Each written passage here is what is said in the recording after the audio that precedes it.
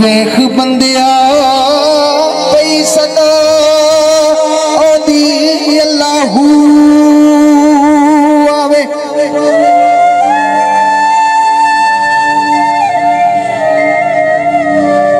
मुँह कुमरियां कूकू करन पईया कोयल कर दी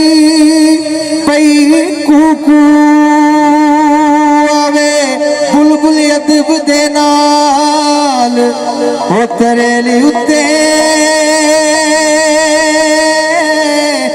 चुंजा मार दी कर दी वजू आवे बुलबुल खुला होते क्यों मरती है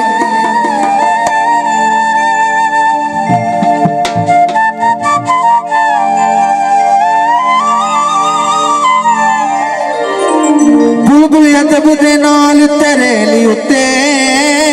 चुंजा मार दी कर दी वजू आवे ओ बुलबुल फुला दे उत्ते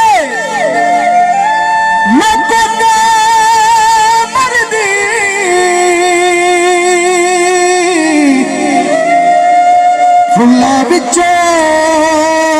मुहम्मद दी खुशबू आवे ते शायर लिख दे